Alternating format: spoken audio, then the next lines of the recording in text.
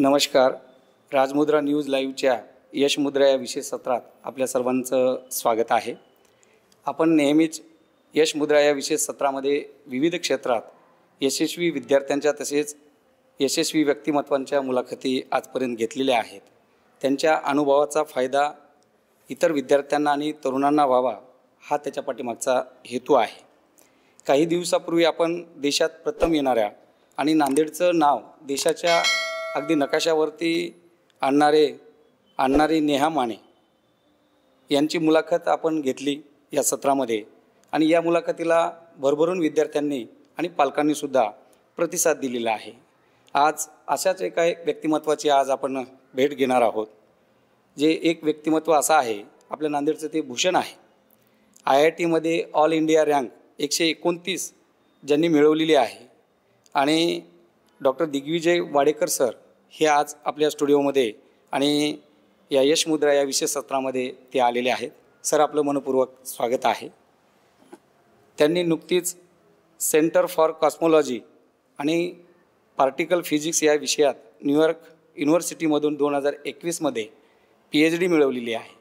सध्या ते US Johns Hopkins आणि अल्बर्ट आइन्स्टाईनच्या प्रिन्स्टन विद्यापीठात रिसर्च सायंटिस्ट म्हणून आज ते कार्यरत आहे. तसं पाहिलं तर डॉक्टर दिग्विजय सरांची जी कौटुंबिक पार्श्वभूमी आहे ती पार्श्वभूमी त्यांचे आजोबा हे डॉक्टर आहेत. नांदेड जिल्ह्यात त्या वैद्यकीय क्षेत्रातलं एक अत्युच्च नाव आहे आणि नांदेडकरांची गेल्या अनेक दशकापासून अगदी रुग्णसेवा हीच ईश्वर सेवा समजून या ठिकाणी रुग्णांची सेवा करत असताना त्यांचे आजोबा नांदेड जिल्ह्यातील पहिले सर्जन आहेत आणि त्यांची आजी यासुद्धा नांदेड जिल्ह्यातील पहिल्या स्त्रीरोग तज्ज्ञ आहेत. डॉक्टर तेजस्विनी वाडेकर ह्या त्यांच्या आजी आहेत आणि दिग्विजय सरांचे आई म्हणजे डॉक्टर गायत्रीताई वाडेकर.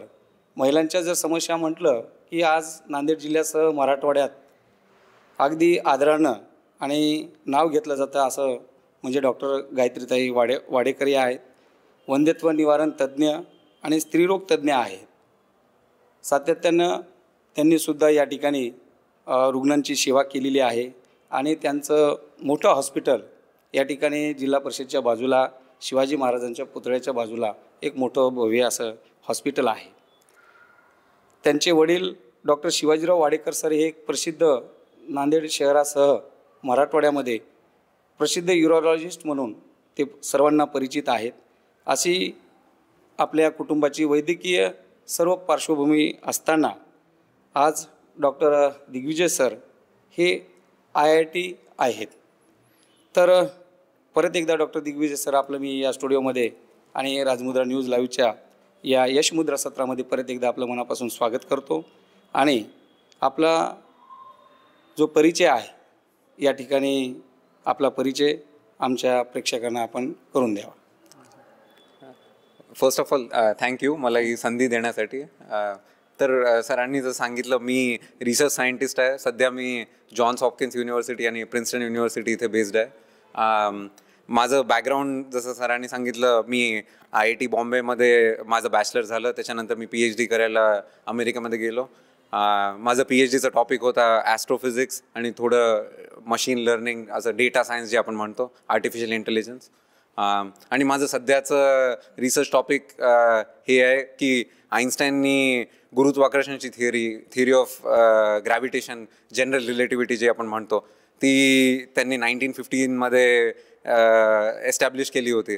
आणि त्या थिअरीच्या पुढे काय आहे, आपलं जे ब्रह्मांड आहे ते फॉर्म कुठनं झालं, आपलं म्हणजे सगळ्यात पहिले युनिवर्स एकचा इनिशियल स्टेट काय होता, तिथून आपण कसे फॉर्म झालो, आपली मिल्की वे गॅलेक्सी ही कशी फॉर्म झाली, याच्यावर आम्ही रिसर्च करतो. डॉक्टर दिग्विजय सरांनी आपलं जे संशोधन शाखा आहे त्यांची त्याबद्दल आपल्याला माहिती दिलेली आहे. सर, एक आपल्याला चा प्रश्न असा आहे की आपलं कुटुंब म्हणजे आजोबा डॉक्टर JG वाडेकर साहेब, आजी डॉक्टर तेजस्विनीताई वाडेकर आणि वडील डॉक्टर शिवाजी वाडेकर आणि आई डॉक्टर गायत्रीताई वाडेकर, हे सर्व डॉक्टर असताना तुम्ही संशोधनाकडे जावं असं आपल्याला का वाटलं? कारण आपण जनरली डॉक्टरांची मुलं ही वैद्यकीय क्षेत्रामध्येच करिअर करत असतात किंवा शिक्षण घेत असतात. तर तुम्ही त्याला अपवाद असे आहात की आपल्या कुटुंबातली आज तुम्ही 3ऱ्या पिढीचे आहात आणि 3ऱ्या पिढीमध्ये सुद्धा सर्व म्हणजे मागचे आजी आजोबा आणि आई वडील हे प्रसिद्ध त्या क्षेत्रातले डॉक्टर असताना आपण इकडे कसे वळलात? ॲक्च्युली माझं पण पहिले इंटरेस्ट असं हा बायोलॉजी साईडला एक असं कार्डिओलॉजिस्ट किंवा असं न्यूरोलॉजिस्ट असं साईडला होता. मग एक ॲक्च्युली असं झालं की एक 9th स्टँडर्डमध्ये मी होमी बाबा सेंटर फॉर सायन्स एज्युकेशन ही मुंबईमध्ये एक संस्था आहे जिथे ते कॅम्प्स घेतात इंटरनॅशनल ऑलिम्पियाडसाठी. तिथे मला जाण्याची संधी मिळाली आणि तिथं मी पहिल्यांदा बघितलं की आपण जे करिअर ऑप्शन बघतो की डॉक्टर इंजिनियर याच्या व्यतिरिक्त एक सायंटिस्ट असा पण करिअर ऑप्शन अवेलेबल आहे. आणि त्याच्यावरनं मग तिथे मी गेल्यावर मला एक्सपोजर झालं की इथे पण काय अपॉर्च्युनिटीज आहेत या फील्डमध्ये. तशावरनं मग माझा थोडा इंटरेस्ट चेंज झाला की मला असं जाणवलं की आपण म्हणजे मेडिसिन हे जे मेडिकल रिसर्च आहे it is a noble profession. पण जर तुम्ही सायन्समध्ये एक मोठा ब्रेक थ्रू आणला तर ते तुम्ही बेनिफिट करू शकता millions of people as opposed to a doctor who can benefit like a few thousand patients in his lifetime. आणि त्याचं फॉर एक्झाम्पल आता कोरोना व्हायरस जे आता पॅन्डेमिक झालं होतं मग त्याचं जे वॅक्सिन काढलं ते it was due to scientific research on genetic DNA and mRNA side. आणि त्याचा बऱ्याच लोकांना all over countries all over the world त्याचा फायदा झाला. तर this is what I thought की म्हणजे as a scientist you can actually help a lot more people than as a individual doctor or engineer. तर त्यामुळे माझं असं इनिशियली तसं मोटिवेशन माझं झालं या फील्डकडे.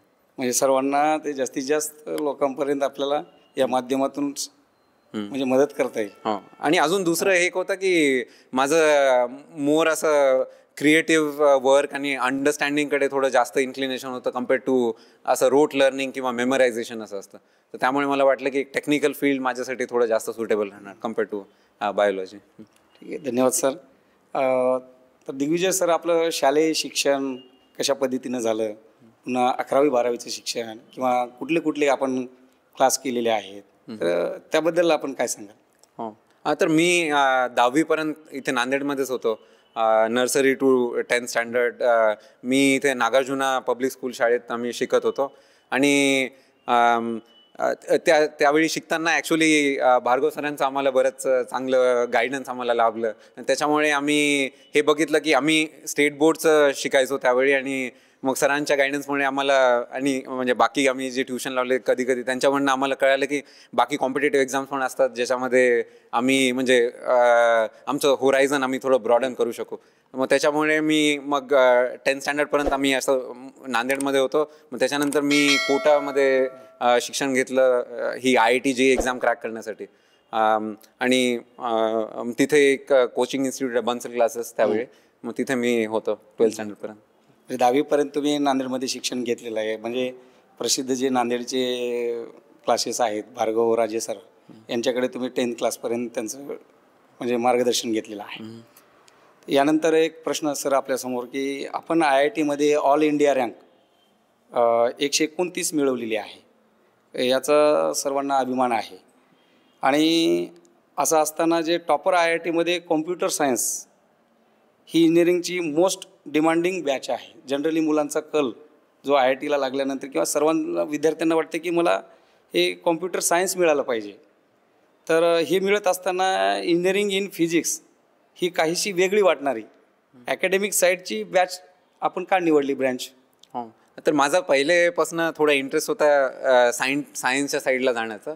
तर तेव्हा असे 2 ऑप्शन अवेलेबल होते. एक होतं तुम्ही BSc करू शकता इंडियन इन्स्टिट्यूट ऑफ सायन्स आणि IISER ते Indian institute of scientific education and research या इन्स्टिट्यूटमधनं. आणि दुसरं ऑप्शन होतं IIT-मध्ये आता हे फिजिक्सचे रिलेटेड असे इंजिनिअरिंग फिजिक्स नावाचे ब्रांचेस सुरू झाले होते.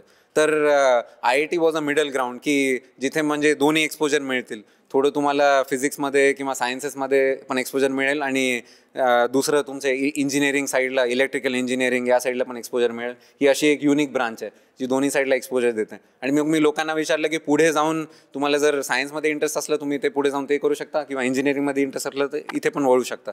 अशामुळे मी हायब्रिड ब्रांच मोस्टली अशी निवडली. म्हणजे एक्सपोजर तुम्हाला इकडे मिळेल असं वाटलं जास्तीत. त्यानंतर पुढचा प्रश्न एक आपण मुलाखतीला पुढे घेऊन जात असताना, सर परदेशामध्ये विशेषतः अमेरिकेत मोठ्या प्रमाणावर भारतीय विद्यार्थी जातात आणि नांदेडवरून सुद्धा दरवर्षी जवळपास 25 ते 30 विद्यार्थी उच्च शिक्षण घेण्यासाठी बाहेर देशामध्ये अमेरिकेला जातात किंवा वेगवेगळ्या देशामध्ये जातात. तर आपल्याकडचे जे एमटेक आणि MS जे आहे यात नेमका काय फरक आहे? एमटेक व MS यात काय फरक आहे? हो, ते US मध्ये जे MS प्रोग्राम म्हणजे मोस्टली इंडियामधनं लोक सध्या MS प्रोग्रामसाठी जातात. आणि US चा तो फायदा आहे की तिथे ॲप्लिकेशन बेस्ड असं टीचिंग असतं की जे तुमचे करंटली जे जॉब एन्व्हायरमेंट आहे त्याला सुटेबल जे तुम्हाला एज्युकेशन लागतं तसं एज्युकेशनसाठी टेलर्ड असे प्रोग्राम्स असतात. आणि म्हणजे lot of variety of programmes असतात. आता जे तुम्ही लिडिंग ब्रांचेस बघता इंडियामध्ये, मे बी आर्टिफिशियल इंटेलिजन्स किंवा बायोलॉजीमध्ये जेनेटिक इंजिनिअरिंग, तर असे बरेच सारे डिसिप्लिन्स US मध्ये अवेलेबल आहेत. आणि त्यामुळे असे number of opportunities, number of research topics, number of topics असे बरेच तुम्ही US मध्ये सॅम्पल करू शकता. तर ते एक ॲडव्हान्टेज आहे going to US for MS. आणि अजून एक ॲडव्हान्टेज आहे की फ्युचरमध्ये तुम्हाला जॉबसाठी एक्सपोजर मिळण्यासाठी US मध्ये हे सगळे प्रोग्राम्स हेल्प करतात. कारण तिथे गेला तर तुम्हाला US मध्ये जॉब मिळणं पण थोडंसं सोपं होतं तुम्ही MS प्रोग्राम केलं तर. म्हणजे बाहेर देशातलं जे MS केलं तर लवकर त्यांना जॉब मिळतो. हो, US मध्ये जॉबचं वेगळं तुमचं एक वेगळी कॅटेगरी फॉर्म होते US मध्ये, तिथून तुम्हाला जॉबमध्ये मिळण्यासाठी. त्याला जोडूनच एक पुढचा प्रश्न सर, की 12वी नंतर अंडर ग्रॅज्युएटसाठी US ला जावे की पोस्ट ग्रॅज्युएटसाठी MS ला जावे? अच्छा, हा एक ट्रिकी क्वेश्चन आहे. मला वाटतं हा थोडा पर्सनल क्वेश्चन पण आहे.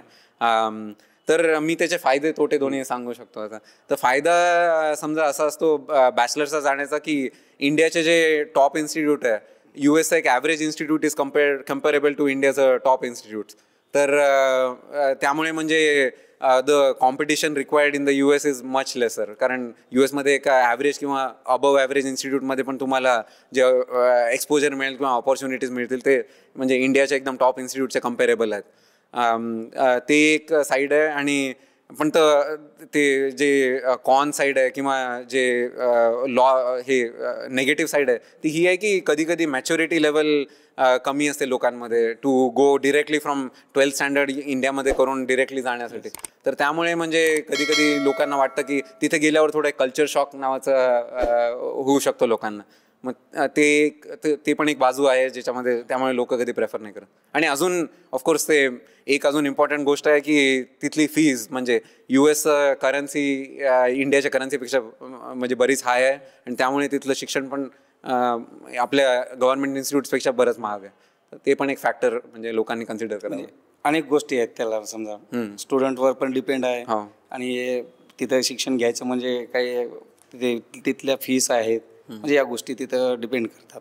तर एक मला अजून एक प्रश्न विचारायचे तुम्हाला, की परदेशामध्ये आपण शिक्षण घेत असताना या बाबतीमध्ये आता ज्या ब्रँच आहेत तुम्ही सांगितल्या त्याच्यामध्ये, तर अशी कोणती विद्यापीठं आहेत की जे चांगली विद्यापीठं आहेत जेणेकरून त्या विद्यापीठातून MS झाल्यानंतर आणि मोठं पॅकेज मिळते किंवा चांगल्या चांगल्या पदावरच्या नोकऱ्या मिळतात? आणि अशी कोणती विद्यापीठं आहेत की जिथं स्कॉलरशिप मिळते? म्हणजे आपण भारतीय जे विद्यार्थी आहेत तिथं त्यांना शिकण्याची खूप इच्छा असते, पण आर्थिक परिस्थिती सुद्धा तिथं काही गोष्टी अडचणीच्या ठरतात. तर अशा विद्यार्थ्यांना म्हणजे तिथे स्कॉलरशिप मिळते का आणि ती कोणती आहे? आणि त्या कोणकोणत्या विद्यापीठाचे रँक चांगले आहेत? म्हणजे चॉईस करताना, विद्यापीठ सिलेक्ट करताना ते कशा पद्धतीनं करावं असं या ठिकाणी विद्यार्थ्यांना आमच्या सांगावं तुम्ही. हो, तर याच्यामध्ये मी पहिले कॅव्हिएट सांगतो की मी जसं माझ्या साईडला मी बॅचलर्स करून डिरेक्टली PhD ला गेलो होतो US मध्ये. तर US मध्ये असं असतं की तुम्हाला मध्ये असं एक मास्टर्स डिग्री लागत नाही, तुम्ही डिरेक्टली बॅचलर्स नंतर PhD ला जाऊ शकता.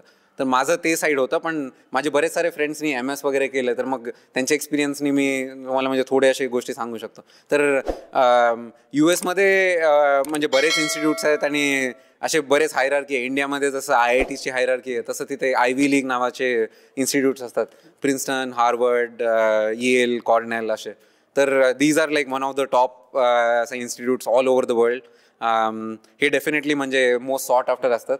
पण आय थिंक इंडियामधनं जाणाऱ्या लोकांना थोडं हे पण बघितलं पाहिजे की ओव्हरऑल रँकिंग फक्त बघू नये. म्हणजे कारण इंडियामधनं जाणारे आपण इंजिनिअरिंग किंवा सायन्स टेक्नॉलॉजी या साईडला आपण जातो, तर हे प्रोग्राम्स कोणत्या युनिव्हर्सिटीजमध्ये स्ट्रॉंग आहे हे पण बघायला पाहिजे, ओव्हरऑल रँकिंग फक्त बघण्यापेक्षा. तर त्याच्यामुळे असे काही कॉलेजेस आहेत which are not very well known, but त्यांचं जसं कम्प्युटर सायन्स प्रोग्राम किंवा इंजिनिअरिंग प्रोग्राम्स खूप स्ट्रॉंग आहेत. वन एक्झाम्पल वुड बी असं Georgia Tech, but there are many असे एक्झाम्पल्स. आणि तिथे बरीच इंडियन कम्युनिटी पण आहे. तर असे प्रोग्राम तुम्ही म्हणजे बघावे, म्हणजे अप्लाय करताना असं अप्लाय करावं की काही असे एकदम टॉप कॉलेजेस असं 3 or 4 आणि मग काही असे मिडल कॉलेजेस ज्यांच्यामध्ये ओव्हरऑल रँकिंग एवढं चांगलं नसतं पण स्पेसिफिक प्रोग्राम खूप चांगले असले, असं तुम्ही असं टार्गेट करू शकता. तर असे दोन्ही गोष्टी बघून टार्गेट केलं पाहिजे.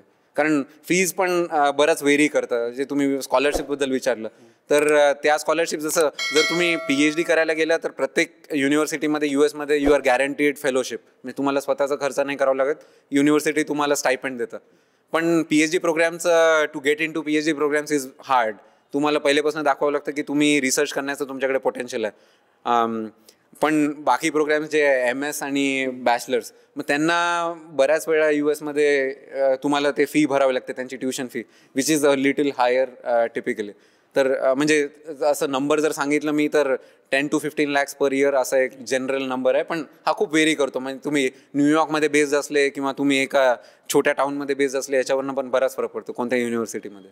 तर म्हणजे अशा गोष्टी तुम्ही बघायला पाहिजे. आणि तुमचे जे एक्स्ट्रा करिक्युलर ॲक्टिव्हिटीज, तुमचं सॅट स्कोर याच्यावरनं पण तुम्हाला फेलोशिप्स पण मिळतात. आणि असे नेहरू फेलोशिप आणि असे फ्यू एक्झाम्पल्स आहेत जे तुम्ही इंटरनेटवर तुम्हाला रेडीली अवेलेबल आहे की लिस्ट ऑफ असे fellowships to look for when applying for the US. तर या सगळ्या गोष्टींना आपण अप्लाय करायला पाहिजे. म्हणजे एक्स्ट्रा करिक्युलर ॲक्टिव्हिटीज असल्या पाहिजेत असं म्हणायचं. हो, तर एक गोष्ट म्हणजे काही लोकांना माहिती नसेल, तर इंडियाचं जसं एज्युकेशन सिस्टम किंवा सिलेक्शन सिस्टम आहे फॉर इन्स्टिट्यूट्स, ही आपली एक एक्झाम बेस्ड असते की एका एक्झाममध्ये तुमचा काय रँक आला, किती मार्क आले त्याच्यावरनं तुम्हाला मिळतं. पण US तसं नाही आहे. US मध्ये आपण एक होलिस्टिक ॲप्लिकेशन असं असतं की तुमचं फक्त रँक नाही बघत, ते तुम्ही काय रिसर्च प्रोजेक्ट्स केले त्याच्याकडे बघतात, तुम्ही एक्स्ट्रा करिक्युलर ॲक्टिव्हिटीज किती केले त्याच्याकडे बघतात, ते लेटर्सकडे बघतात की तुम्ही इथल्या लोकांबरोबर जर तुम्ही काही काम केलं का प्रोजेक्ट्स केले तर ते तुम्हाला लेटर मागतात या लोकांचे, की सांगू शकतो की हा एक स्टुडंट आहे, खूप मोटिवेटेड आहे, यांनी स्वतःहून हे इनिशिएटिव्ह घेतलं. अशा गोष्टी पण खूप मॅटर करतात. तर ते एक फरक लोकांनी समजायला पाहिजे की US ला अप्लाय करताना थोडंसं डिफरंट आहे कम्पेअर टू इंडिया. प्रॅक्टिकली तिथं होते समजा. हो, थोडंसं प्रॅक्टिकल लेवलवर ॲप्लिकेशन. एक पुढचा प्रश्न सर, मागच्या वर्षीपासून IT सेक्टरला जे ले ऑफ रिसिजन होतं म्हणजेच मंदी व AI ह्याचा तेथील भारतीय विद्यार्थ्यावर त्यांच्या नोकरीवर काही परिणाम झालेला आहे का किंवा होत आहे का त्याचा? हो. तर हो, म्हणजे हे क्वेश्चन पण एक खूप इम्पॉर्टंट क्वेश्चन आहे. म्हणजे जे लोक US ला वगैरे जातात तर तुम्हाला करंट स्टेट ऑफ US हे पण माहिती पाहिजे. म्हणजे ते पण बरंच बदलत राहतं. लाईक 10 वर्षांपहिले जे US होतं ते आत्ता नाही आहे आणि 10 वर्षानंतर जे आहे तसं पण राहणार नाही, सेम नाही राहणार. तर हे बदलत राहतं. आता पॉलिटिकल इलेक्शन झाले US मध्ये, तेव्हा गव्हर्नमेंट चेंज झालं, मग त्या नवीन गव्हर्नमेंटचे काय रूल्स आहेत हे सगळे पण लोकांनी असं विचार केला पाहिजे. आणि हा तुमचा क्वेश्चन होता जसं ले ऑफ्स वगैरे बद्दल, तर हो, बराच फरक कोरोना व्हायरस नंतर बऱ्याच सारं कंपनीजनी ले ऑफ सुरू केले. मग त्याच्यामुळे हे 2-3 वर्ष माझ्या जसं मित्रांना बरंच अवघड होतं टू फाइंड असे गुड जॉब्स. तर हे एक टेम्पररी फिनॉमिना आहे का लॉंग टर्म फिनॉमिना आहे हे आता आपल्याला न्यूजवरनंच कळेल मोस्टली. पण ह्याच्याकडे लक्ष द्यायला पाहिजे. म्हणजे जे पण लोक US मध्ये जातात, करंट काय सिच्युएशन आहे याच्याकडे तुम्ही पण लक्ष द्या. आणि आपल्या सिनियर्सना विचारा जे लोक गेलेत US मध्ये याच्याबद्दल. म्हणजे परदेशात जाणाऱ्यांना जॉबची संधी ज्यांना आहे किंवा त्यांनी अपडेट असलं पाहिजे सातत्यानं. पुढचा प्रश्न सर, एकूणच आर्टिफिशियल इंटेलिजन्सचा विद्यार्थ्यांच्या नोकरीवर सध्या कितपत परिणाम होत आहे व त्याला जोडून AI मुळे नवीन रोजगाराच्या संधी आपल्याला काही मिळतील का किंवा उपलब्ध होतील का असं आपल्याला वाटते का काही, म्हणजे यावर काय? हो, आता असं US मध्ये करंटली आर्टिफिशियल इंटेलिजन्सवर बरंच सारं रिसर्च आणि डेव्हलपमेंट सुरू आहे. तर बऱ्याच साऱ्या फील्ड्समध्ये AI हे खूप कॉन्सिक्वेन्शियल ठरू शकतं मला असं वाटतं. तर फॉर एक्झाम्पल हे कम्प्युटर प्रोग्रॅमिंग, म्हणजे AI कॅन नाव कोड म्हणजे equal to or better than typical human engineer. तर याच्यामुळे बरेच सारे असे म्हणजे सॉफ्टवेअर डेव्हलपमेंट जॉब्स, लो लेवलचे जॉब्सना मला वाटतं असं फरक पडू शकतो. म्हणजे मला आताही वाटतं की हाय लेवल जॉब्सना नाही फरक पडणार, तिथे नेहमी डिमांड राहणार. पण लो लेवल जॉब्स म्हणजे डिबगिंग असतं की एक एरर आला त्याला दुरुस्त करून द्या, किंवा असं कस्टमर सर्व्हिस जॉब असतात की हे आमचं चुकतं, ह्याला काही चेंज करू शकतं. तर तशा जॉब्सवर असं मोर फरक पडू शकतो. म्हणजे लो लेवल जॉबवर परिणाम होऊ शकतो. सर, करिअर कसं निवडावं, काय सांगाल? तर याच्यामध्ये मी असं जनरली सांगतो की म्हणजे 2 गोष्टी तुम्ही बघितल्या पाहिजे. पहिलं मला वाटतं की तुम्ही एक तुमचं जे काय पॅशन आहे, काय इनहरंट इंटरेस्ट आहे, ते तुम्ही पण ते बघितलं पाहिजे की तुम्हाला खरंच काय फील्डमध्ये म्हणजे असं खूप खूप इंटरेस्ट आहे आणि तुम्ही म्हणजे खूप वेळ स्पेंड करू शकता विदाऊट एनी असं एक्सटर्नल एफर्ट किंवा एक्सटर्नल असं पुशिंग. अशा फील्ड एक डिरेक्शन अशी पाहिजे की मला कशामध्ये इंटरेस्ट आहे. आणि दुसरं डिरेक्शन असं पण बघितलं पाहिजे की कोणत्या फील्डमध्ये अपॉर्च्युनिटीज आहेत किंवा कोणत्या फील्डमध्ये डिमांड आहे. तर एक असं असू शकतं की समजा मला खूप मोठं पॅशन आहे क्रिकेट खेळण्याचं, पण त्याच्यामध्ये मग मला हे पण समजायला पाहिजे की किती लोक कम्पीट करतात टू बी इन असं Indian national cricket team. It will be like 1 in many lakhs. तर त्याच्यामुळे म्हणजे तसं आपण पण कॅल्क्युलेट केलं पाहिजे की माझा इंटरेस्ट पण आहे आणि त्या प्रोफेशनला पुढे किती डिमांड आहे, याचं इंटरसेक्शनमध्ये आपण एक करिअर निवडलं पाहिजे असं मला वाटतं. सर, औंढा नागनाथ म्हणजे आपल्या हिंगोलीच्या जिल्ह्यामध्ये आपल्या नांदेडपासून जवळच औंढा नागनाथ येथे एक नवीन संशोधन केंद्र सुरू होत आहे आणि अशी चर्चा आहे, त्याविषयी आपल्याला काही माहिती आहे का? हो, ते ॲक्च्युली खूप इंटरेस्टिंग हे डेव्हलपमेंट आहे. तर जे ग्रॅव्हिटेशनल वेव्ह डिटेक्टर असे आम्ही म्हणतो, तर हे ॲक्च्युली आता जगात 4 डिटेक्टर्स आहेत. 2 US मध्ये, 1 युरोपमध्ये आणि 1 जपानमध्ये. आणि जे 5वं बनतं आहे ते इंडियामध्ये बनणार आहे. आणि आपण ॲक्च्युली खूप लकी आहोत की हे डिटेक्टर म्हणजे US वाल्यांनी प्लॅन केलं होतं. हे इंडिया वर्सेस ऑस्ट्रेलिया असं त्यांचं कॉम्पिटिशन होती आपल्यामध्ये, आणि इंडिया ती कॉम्पिटिशन जिंकले की हे डिटेक्टर घेण्यासाठी. आणि असं झालं की आपलं हे औंढा नागनाथच्या साईडला ही सायझमिकली खूप स्ट्रॉंग स्टेबल लोकेशन आहे, त्याच्यामुळे हे डिटेक्टर बनण्यासाठी एक आयडियल लोकेशन आहे, त्याच्यामुळे ही निवडली गेली. आणि ही एक इंटरनॅशनल लेवल ऑब्झर्वेटरी आहे. त्याचं मी तुम्हाला जर नंबर सांगितलं तर 2600 crores याच्यावर इन्व्हेस्टमेंट होणार आहे from the government of India, आणि अजून 1000 crores from the government of the US. तर ते लोक आम्हाला म्हणजे इन्स्ट्रुमेंट देणार आणि आपण इथे टनेल्स बनवून त्याचं यूज करणार आहे, तसं आहे. तर देर विल बी असं a lot of I think असं म्हणजे या फील्डमध्ये नॉट जस्ट असं scientist, it will be also like radio frequency हे seismic activity engineering, photonics engineering, laser engineering, या सगळ्या फील्ड्सना पण याच्यामुळे पुढे प्रतिसाद मिळणार. त्यामुळे इंडियाने हे चूज केलं हे डिटेक्टरसाठी. आणि आपल्याला खूप हे आहे म्हणजे लकी आहे की आपण आपल्या साईडला बनतं आहे, इथे मराठवाड्यामध्ये डिटेक्टर बनतं. तर नांदेडला पण बराच फायदा होणार, कारण नांदेडचं university is the closest to that detector. तर त्यांना आता मी जसं पुण्यामध्ये किंवा बँगलोरमध्ये मी आता म्हणजे ॲस्ट्रोफिजिसिस्टची इंटरॅक्ट करतो, तर ते म्हणाले की त्यांना आता नांदेड एक हब बनवायचं, की नांदेडमध्ये थोडे रिसर्च सायंटिस्ट आले पाहिजे आणि या युनिव्हर्सिटीमध्ये थोडंसं याचं रिसर्च पण झाला पाहिजे, असं ते पुश करणार आहे. तर हे आपल्या सगळ्यांना थोडा फायदा होईल. या प्रोजेक्टचा नांदेड हब होण्यासाठी निश्चित फायदा होणार आहे मराठवाड्याला, सर्वांना. म्हणजे खूप मोठा इकॉनॉमिकली हा प्रोजेक्ट दिसतोय. सर, भारतातील संशोधनाची स्थिती सद्यस्थितीत काय आहे, असं त्यावर आपलं काय मत आहे? कधी कधी मला हे म्हणजे थोडंसं असं माझं डिप्रेसिंग व्ह्यू मला कधी कधी वाटतं. असं जर मी असं स्टॅटिस्टिक्स बघितले तर आपल्याकडे मेडिकल कॉलेजेस आर अराउंड 600, आणि त्याच्यामधनं अराउंड 350 कॉलेजेसमध्ये लास्ट 10 वर्षांपासून एक पण रिसर्च पेपर आला नाही आहे. तर म्हणजे ही करंट अशी स्थिती आहे की आपण असं शॉर्ट टर्म म्हणजे एज्युकेशन किंवा असं शॉर्ट टर्म डेव्हलपमेंटला आपण हे करतो, म्हणजे बॅक करतो, पण असं थोडं लॉंग टर्म डेव्हलपमेंट त्याच्याबद्दल पण इंडियाने थोडा विचार केला पाहिजे. आणि आपल्याला असं नाही की आपण US डिरेक्ट कम्पीट करावं, त्यांच्या एवढं बजेट आपलं पण बजेट त्यांच्या एवढं असावं असं नाही, पण आपण काही एरियाजमध्ये आपण असं चीप इनोव्हेशन जे आहे ते आपण इंडियामध्ये करू शकतो. तर त्याच्यावर मला वाटतं की थोडं म्हणजे गव्हर्नमेंटनी पण असं भर दिला पाहिजे.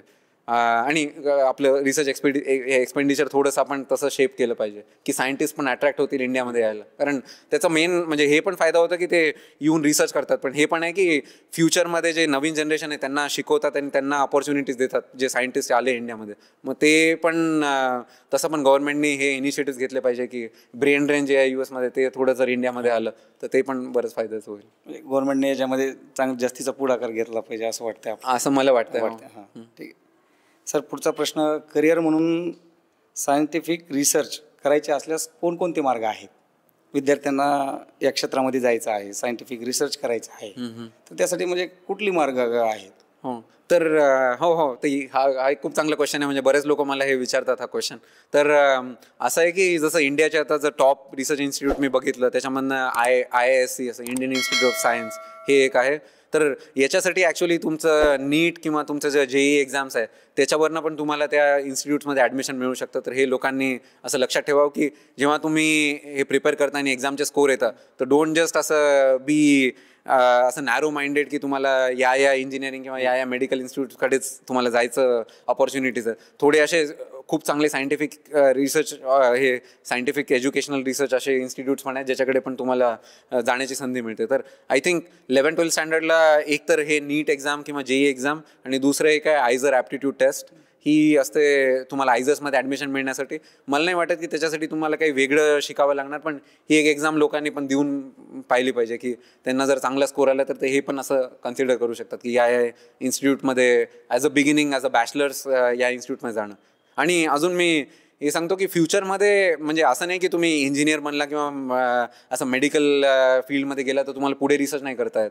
पुढे पण बरेच ऑपॉर्च्युनिटीज आहेत. लोकांनी ओपन राहायला पाहिजे याच्यासाठी.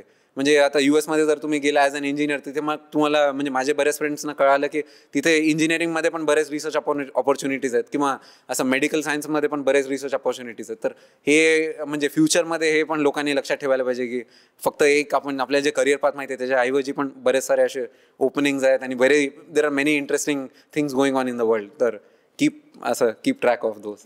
येस. एक नेक्स्ट क्वेश्चन, संशोधनानंतर भविष्यात करिअरच्या संधी कशा प्रकारे मिळू शकतात?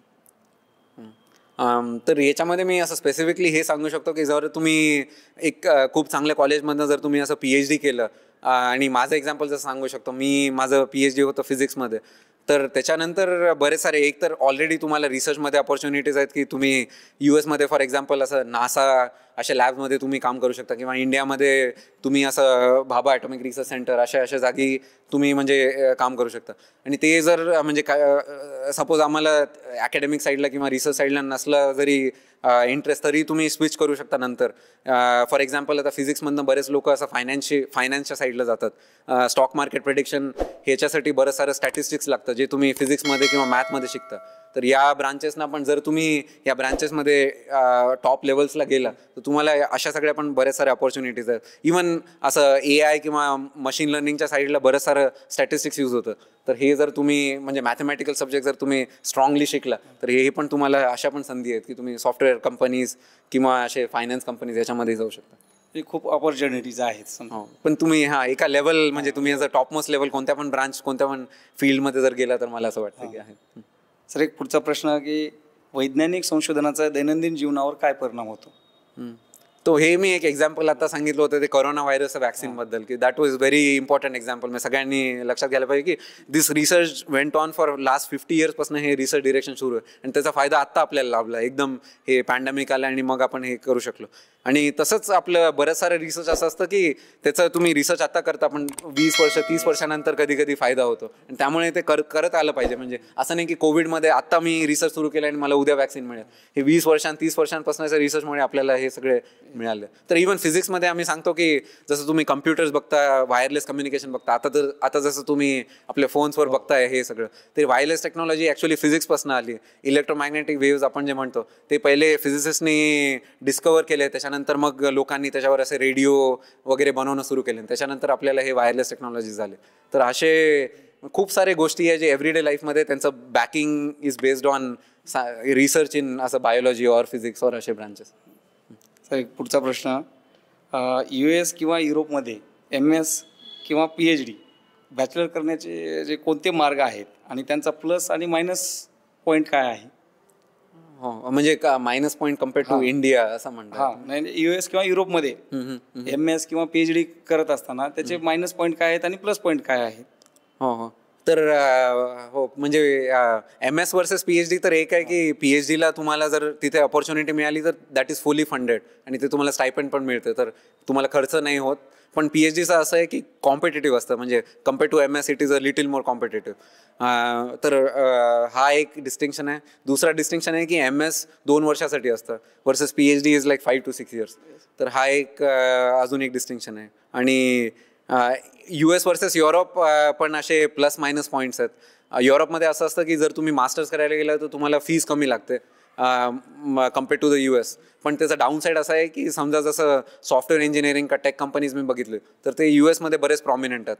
तर फ्युचर जॉब ऑपॉर्च्युनिटी जर कोणाला US मध्ये पाहिजे तर US मध्ये जर तुम्ही डिग्री केली तर ते तुम्हाला फायदा आहे. तसं शेवटच्या टप्प्यात आलेलो आहोत आणि जाता जाता एक शेवटचा प्रश्न आपल्याला की आमचं जे राजमुद्रा न्यूज चॅनल आहे या चॅनलच्या माध्यमातून असंख्य विद्यार्थी पालक हे पाहत असतात, आम्हाला ऐकत असतात. तर त्यांना आपण काय सल्ला देणार? विद्यार्थ्यांसाठी, पालकांसाठी काय आवाहन करणार तुम्ही? मला एक वाटतं की लोकांनी जसं मराठवाड्यामध्ये आपल्याला एक जे डाऊन पॉईंट आहे की आपलं एक्सपोजर कमी असतं, तर लोकांना माहिती नसतात की काय काय संधी पुढे उपलब्ध आहे. तर आय थिंक लोकांनी थोडंसं ओपन राहायला पाहिजे आणि असं हर्ड मेंटॅलिटी जे आपण म्हणतो त्याच्यामध्ये नाही जायला पाहिजे की माझ्या आजूबाजूला सगळे लोक हे करतात तर मी पण हे करावं. म्हणजे त्याच्यापेक्षा असा प्रयत्न केला पाहिजे की काय काय पुढच्या संधी अवेलेबल आहेत तशाबद्दल पण विचार करायला पाहिजे लोकांनी. आणि करिअरबद्दल मला एक वाटतं की पीपल असं choose career based on the past, की मागच्या 10 वर्षा पहिले 15 वर्षा पहिले काय चाललं ते आत्ता पण चालेल, हे एक रॉंग अझम्पशन आहे. World is changing. पहिले 15 वर्षा पहिले जग आत्ताचं जग वेगळं आहे आणि पुढच्या 15 वर्षात जग अजून बदलणार आहे. तर आपण एक असं करिअर निवडलं पाहिजे की जे नेक्स्ट 10-15 इयर्समध्ये we can be on the top of that. अशा गोष्टी आपण निवडल्या पाहिजे. तर हे एक म्हणजे हे एक सोपं क्वेश्चन नाही की पुढच्या 10-15 वर्षात कोणतं फील्डवर जाणार, पण आपण याच्याबद्दल थोडंसं माहिती करून आपण म्हणजे असं आपले स्टेप्स घेतले पाहिजे. आता one big example is artificial intelligence. तर ती field it is progressing every year, it is making like new break throughs.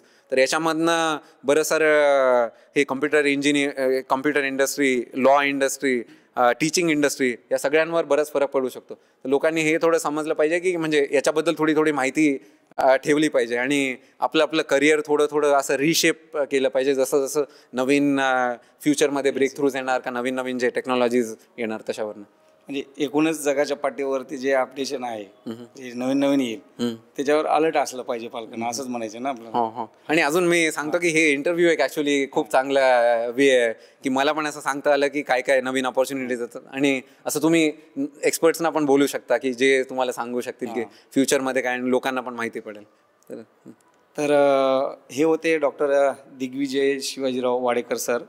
यांनी IIT ऑल इंडिया रँक 129 मिळवून आणि परदेशामध्ये यांनी शिक्षण घेतलेलं आहे. आज परदेशामध्ये नोकरी करत आहेत. तर ज्यांना IITमध्ये करिअर करायचं आहे तर त्यांच्यासाठी सरांचा जो अनुभव आहे त्यांनी आपल्या मुलाखतीमध्ये अनेक प्रश्नांची त्यांनी उकल केलेली आहे आणि एक सोप्या भाषेमध्ये त्यांनी आपल्याला मार्गदर्शन केलेलं आहे, सांगितलेलं आहे. तर त्याचा निश्चित आपल्या विद्यार्थ्यांना आणि पालकांना फायदा होईल. धन्यवाद सर, तुम्ही स्टुडिओमध्ये आलात, आमच्यासोबत दिलखुलासपणे चर्चा केली, सर्व प्रश्नांना आपण चांगल्या पद्धतीनं उत्तरं दिलीत. परत एकदा मी राजमुद्रा न्यूज लाईव्ह या यश मुद्रा सत्रामध्ये आपले मनापासून धन्यवाद व्यक्त करतो. थँक्यू.